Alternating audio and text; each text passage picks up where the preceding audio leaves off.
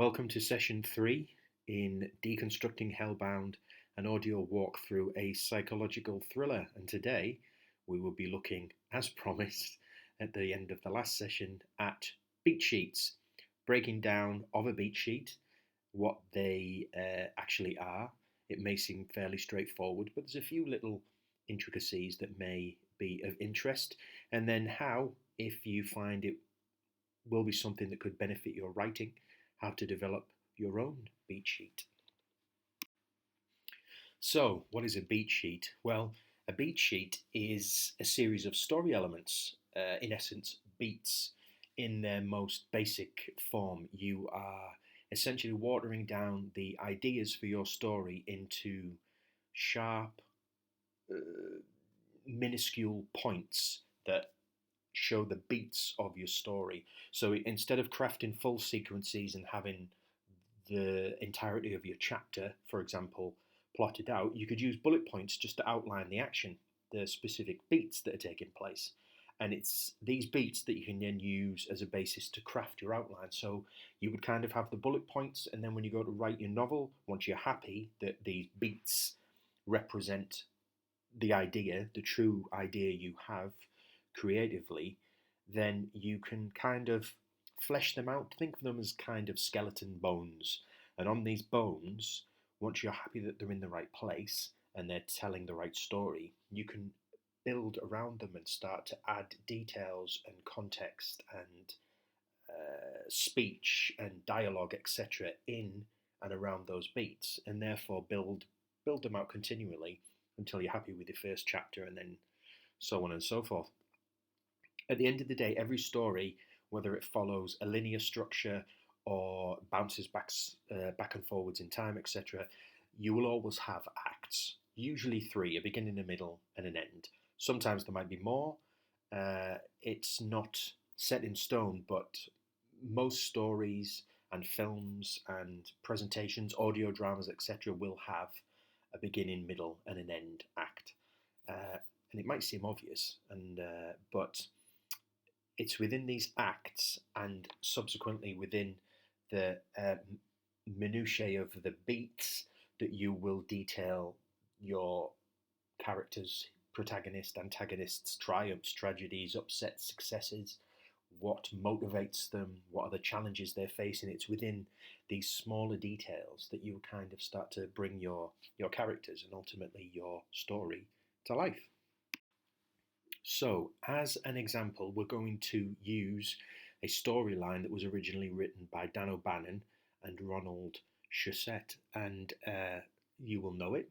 It is Alien, that was filmed by Ridley Scott from my neck of the woods, him and his brother Tony. So this is essentially an example of a beat sheet in the sense that it basically simplifies and puts very succinctly the essence of the story of Alien. You've got your protagonist, Ripley. It tells you who she is. She's a former warrant officer on board the Nostromo. The main misbehavior and characterization is she's tough, resourceful, brave, etc. The external goal is they investigate a transmission. The internal goal is they and subsequently Ripley end up fighting for their and her life. The conflict is recognized as you get more into the plot, or the B story, as we will touch on in a few slides' time, is between Weyland-Yutani Corporation and the actual alien itself. The overarching theme is all about survival and the lengths a corporation will go to acquire, in this case, a weapon or an alien that can be weaponized. The central question around the whole film, once the crew start getting picked up, is, will Ripley survive? At the time, having a female protagonist was not commonplace like it is now. It should have always been, but it wasn't commonplace. And Ripley is considered, up there with Scarlett O'Hara, etc., as one of these strong women that drives and carries forward the narrative of a story, a film, a book, whatever it might be.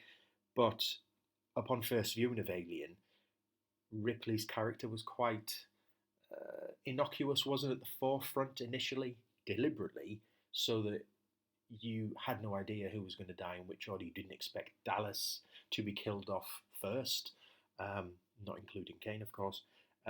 So you thought he would be the hero of the film. So it subverted expectations at the time and obviously established a precedent that, in my opinion, has yet to be equalled because Sigourney Weaver's portrayal of Ripley is pretty perfect.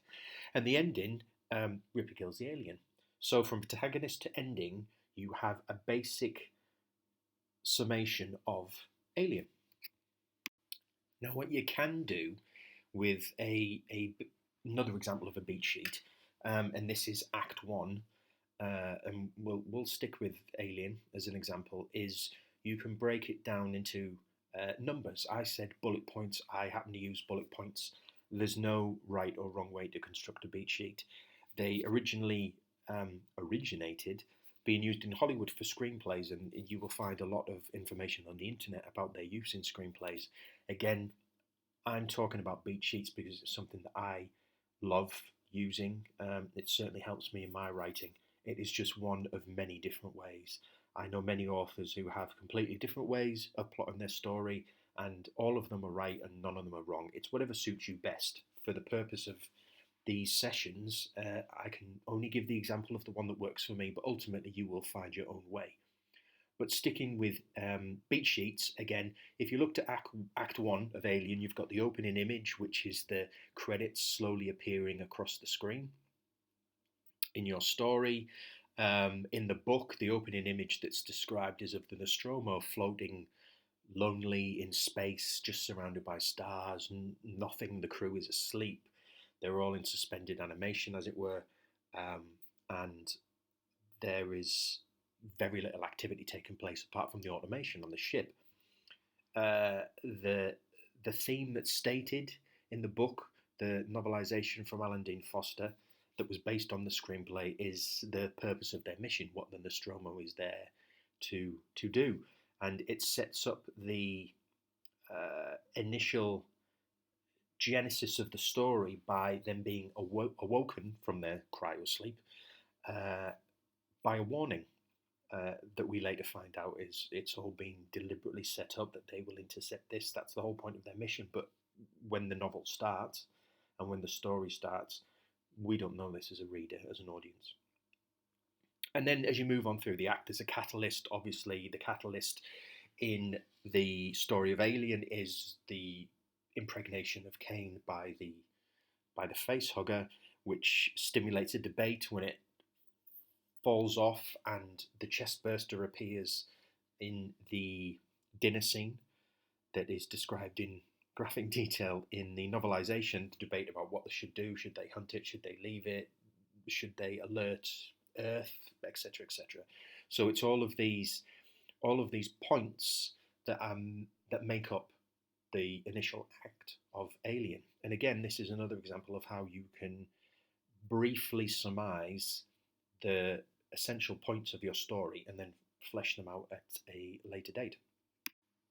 So breaking this down even further and expanding on the points from the previous slide in Act 1, it is essentially the crew and the Nostromo awake from stasis, and the cause of their being woke is from a mysterious transmission that they are required to investigate on a nearby planetoid, which is LV-426, which isn't known to be titled that until we get to the second film and subsequent book by Alan Dean Foster, Aliens.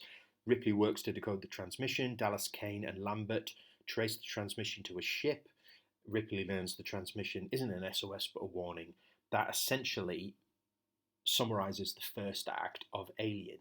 And for those of you that have read the novelization and those of you that have seen the film, you can see how in between the sentences there, the story was fleshed out to add more context and detail and ultimately make the story more gripping, more immersive, more enticing for the reader and the viewer to be dragged into the scene that was, unfolding before the audience in the cinema, and of course, on the pages of the book for the reader. And to use the final example of Alien, the beat sheet, again, this is another version of the same act that we're talking about, or I've only used the first few points of this act, but into a form of a beat sheet. The crew at Nostromo, you have opening images which you want to talk about deep space, the corporation on the side of the freighter, which is Weyland-Yutani. We learn in the book from the descriptions from the author that it's called the Nostromo. It's a spaceship. There's text that is superimposed on the screen of the film, and in the book, established as computer text that it's towing mineral ore, 20 million tons, and it is returning to Earth. And you are, as we alluded to earlier, you're taken on a tour through the seemingly lifeless ship, all automated. The Nostromo's computer boots up, it gives this message, and then you are shown or given a description of the crew, and they awake from stasis. And that is ultimately the first 6 or 7 beats from the first opening act of Alien. So how does this translate into your story? Well, as we mentioned earlier, every story and your story will be made up of beats. They are the building blocks and the framework that you use to break down your acts from 1 to 3, your beginning, your middle, and your end. And then in the middle of those acts that you've broken down, you'll break down what happens in each act, and then you'll break down each scene in that act. So you're simplifying the moments that occur in your chapter as you are drafting the idea for your story. And it doesn't necessarily need to be a pause in the story or a pause in the dialogue, but rather simplistic sentences that just push the momentum of your story forward. So when you look at the beat sheet on a page, you can think, well, that bit doesn't really work there. Maybe I should move that further down into the story, or it's too slowly paced there. Maybe I should move this action dramatic scene up so it occurs earlier. And you can try and work out at a glance very easily from these beats where things might need to be shuffled around in your story to make it flow and keep the momentum going. So someone discovers her husband's cheating. She sees lipstick on his collar, and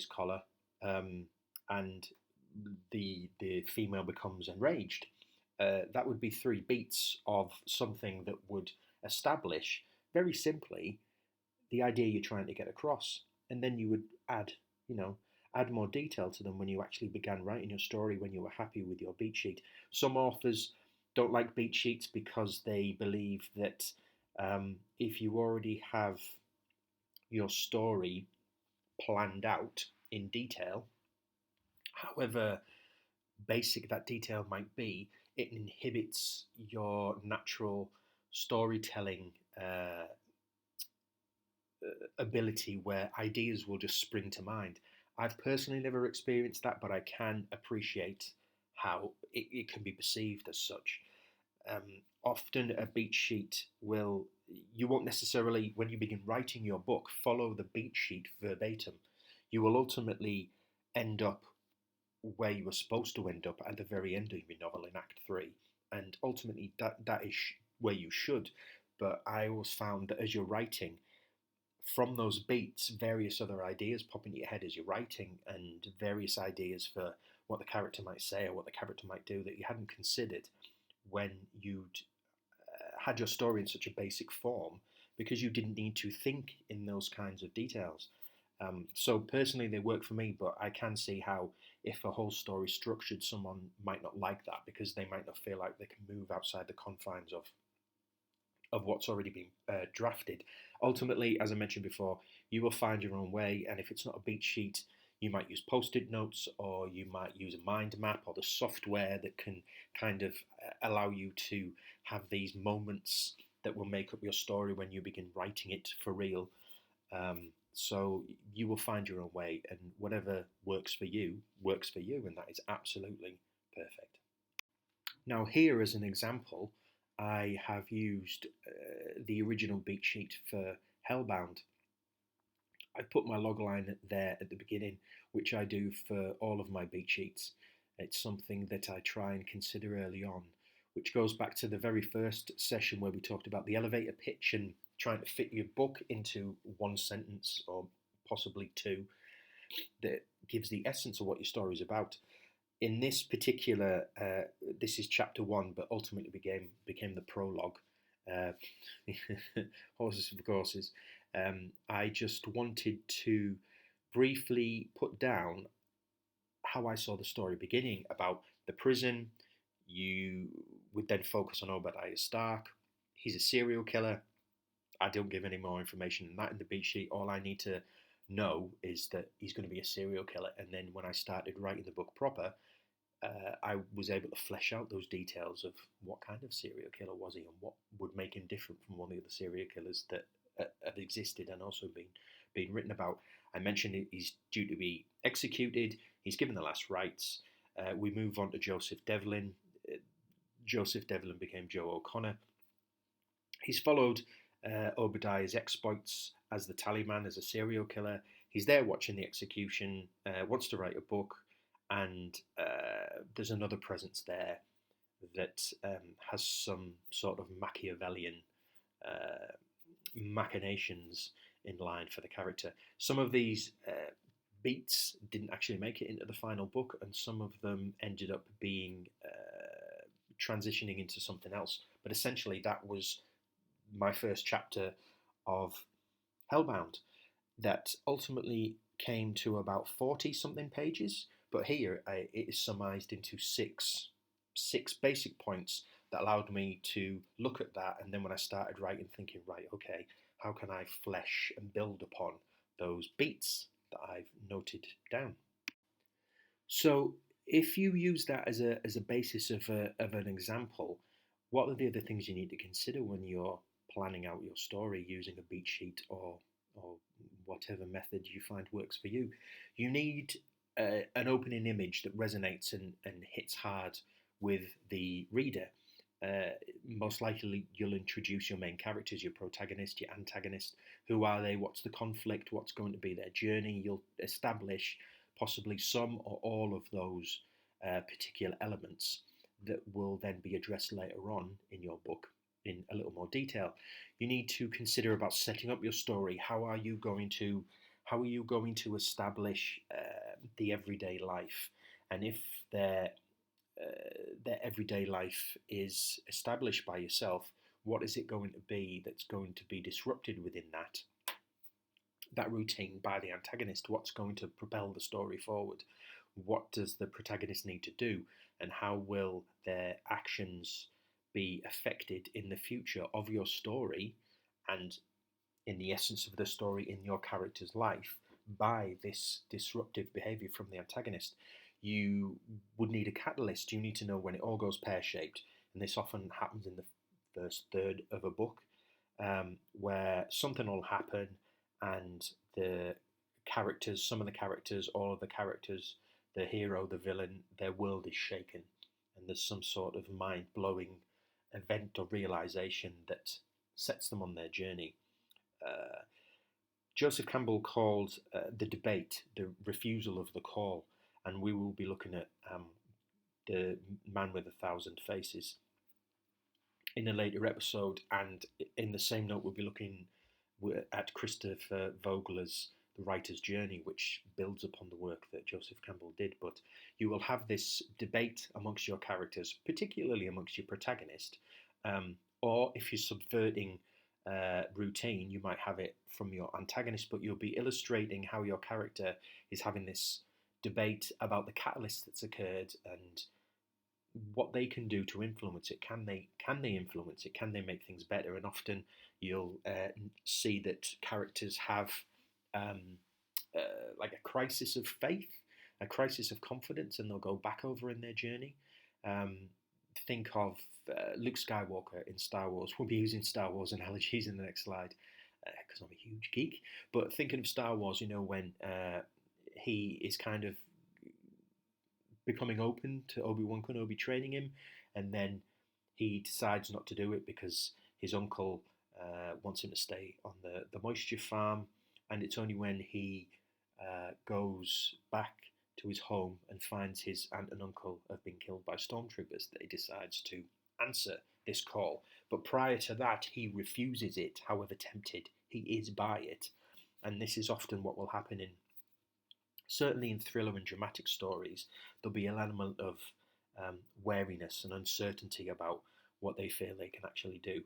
Breaking into two is a good way to put how your story will move from Act 1 to Act 2, where this debate, this refusal of the call, will suddenly be turned on its head, and your protagonist, the hero of your story, or numerous characters will make a decision that will propel them forward to challenge this catalyst that's occurred, and they decide that they are going to meet it head on and, action it however they feel is the best way to. And at this point, you'll probably introduce a B story, which is where you'll have another secondary character or numerous characters introduced that have a part to play in the main story, but it might not be obvious at that point, or they might have different contributions that they make that ultimately all coalesce at the end. Could be a lover, a child, a former enemy.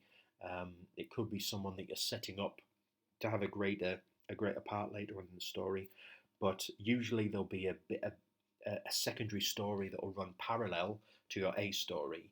And what you want to do is, towards the end of your novel, you want those parallel A and B stories to converge and meet at the end. And hopefully that's where all of your plot threads have been pulled together.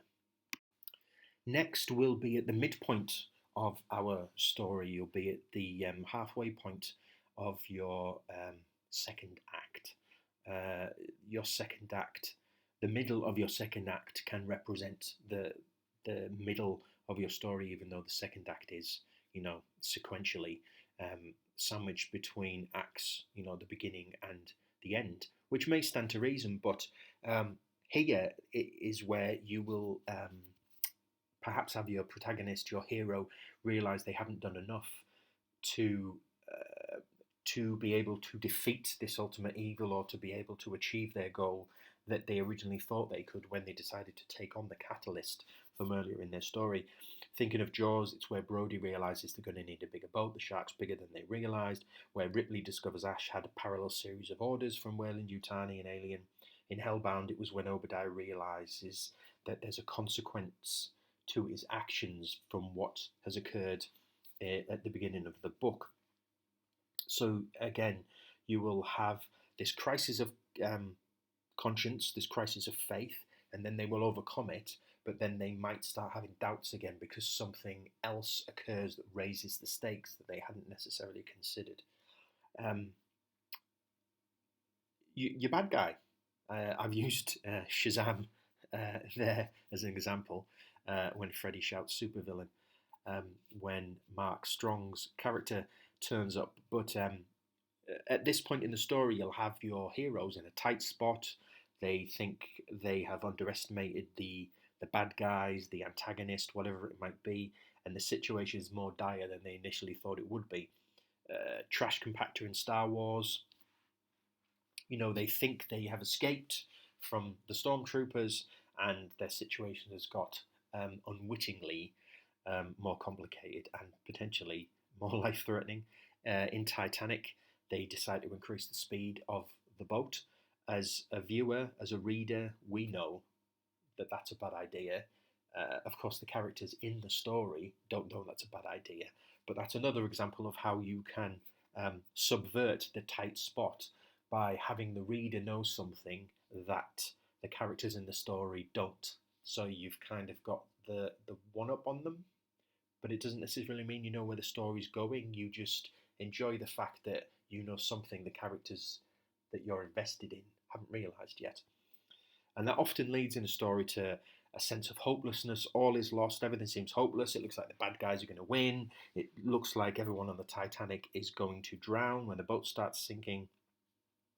And your hero or your protagonist might start giving up hope that it was a fruitless effort, and why did so-and-so convince them to take this stand and pursue this in the first place when they knew that it was a lost cause. the Dark Night of the Soul, which will be the part of your story where all is lost and your heroes feel helpless. They just want to give up. Jaws, again, Brody wants to turn the boat around in the film and in the book because he thinks that they can't overcome the shark in its, in its territory. Hudson freaks out in Aliens, saying it's game over when they realise they're stuck on the planet and they've only got so much ammunition and they're going to have to wait. Is it 16 days, if my geeky memory is correct, until they can expect a rescue? So you have this moment in your story, and most thrillers, psychological or otherwise, have this in their story where things seem very bleak. Breaking into 3 relates to when your heroes and ultimately your reader will discover new information that perhaps reinvigorates their hope that they can actually overcome the odds that they are facing and can actually succeed. It could be the B story characters that you introduced earlier in the story come up with this information. It could be that they are that information. Or it could be a plot point that comes together that was mentioned earlier. Some people refer to it as a MacGuffin. There's often a MacGuffin. A famous example of a MacGuffin, and again, this is the new information comes to light, is Jaws, again as an example. Hooper mentions earlier in the book and in the film that, not in the book, sorry, in the film, the shark dies completely differently in the book. In the film that Hooper said if you screw around with the oxygen tanks, they'll blow up. And at this point in the story, as we're in the 3rd act and approaching the climax, Brody remembers that that's what Hooper said, and he realizes that is how he can overcome the overwhelming odds that the shark poses to him. So you need to know from your beat sheet or from your simplified outline of your story what this information is going to be that's going to allow your protagonist, your hero, to overcome the odds that they're facing. You have your finale, your climax. Dorothy faces the Wicked Witch. Brody faces the shark, and ultimately they will overcome and be victorious, and they will the heroes will win, and light will overcome darkness, etc. And then you might want to end your outline with a final image that's the opposite of kind of your open image, that will tie the story up, and also, if you so wish, not that you will necessarily have ideas for a sequel, but will not tie every single plot thread together, so that you have the option to come back to the story and establish and grow and embellish upon plot points that you would kind of left dangling as a tease for the reader. Sometimes it can be a bleak, nihilistic ending, or it can be something that kind of just isn't a cliffhanger, because cliffhangers can often irritate the reader. Just think how frustrating it is when you watched 24 and had to wait a week before we had binge watching abilities. But you might want to leave something dangling for the reader to think about, so that they basically, you want them to want more. If this is your first book, you want them to want to come back to your next book. And that is it for session 2 of Deconstructing Hellbound, which was all about research again. Hopefully you may have picked up 1 or 2 bits and pieces that you will find useful. And as I mentioned earlier, if you are taking those first steps into being an author, I can't stress how important research is to your story. The level of research can only be identified by yourself, the author, and the depth that you go into in that research is dictated by your story ultimately. But I cannot stress again enough, research to sell and elevate your novel to something special, and that will really pull readers into the world you're creating. The next session next week will be on beat sheets. Again, I shuffled the schedule about a little bit, so we will look at constructing a beat sheet again, just how I was taught and how to construct the brief ideas that your story is going to revolve around, and how you can then kind of develop and fill that out, add meat to the bones, so to speak, because ultimately a beat sheet or your ideas for a story are that skeleton, and then you have to build upon it and add more to it as you go along. And sometimes you surprise yourself by what comes to mind. So yes, session 3, constructing a beat sheet. Thank you for joining me for this episode of Deconstructing Hellbound, and I'll speak to you later. Bye. And that is essentially it. A beat sheet only has to be the salient points of your story, and using those points that we've just discussed in the last 2 slides can give you an idea of the kind of beats you need to be looking for. Not that they will dictate your story, they don't have to be in that order. You can subvert expectation by having them in a different order. Again, there is no right and wrong way. I have just illustrated them as they would classically be laid out, but there is nothing wrong with mixing them up a little bit. But at some point, you will probably want in your book, and certainly if it's a thriller, psychological, dramatic, police procedural, whatever it might be in the genre, you will probably want to consider having those aspects in it, in whatever order, in order to ensure that your story is compelling and gripping and interesting. And that will nicely lead on to the next session, session 4, which will be all about how to hook the reader with your first chapter. We alluded to it in the first session, but hooking the reader in the first chapter is vital. You don't want to overload them with too much information, but you want to give them enough to get them believing in the world you've created. And then if you've got them hooked in that first chapter, they will often forgive more exposition, etc., more detail a little bit later on in the book, because they want to know what happens next. And it might seem fairly straightforward about how to write that gripping first chapter, but sometimes it can be quite challenging. You only have to think of your favourite books that you've read or your favourite films, how most likely if you're watching a film, if it hasn't hooked you in the first 20 minutes, then possibly it's not going to be something that's going to maintain your interest for an hour and a half or 2 hours, and books can be exactly the same. So session 4 will again be a short 30-40 minutes, and we'll look at hooking the reader right in that killer first chapter, which means that the reader will not want to put your book down. I hope you are all well, and I hope you have enjoyed this session about constructing a beat sheet. Go out, try constructing a beat sheet if it's your first book, or try other examples of how to structure your story. But it is important to have a kind of overarching outline, personally, from my preference, that allows you to know where your story is going to begin and end, and then you can go in and kind of fill in the blanks, as it were. So I shall see you next time. Look after yourselves and enjoy reading.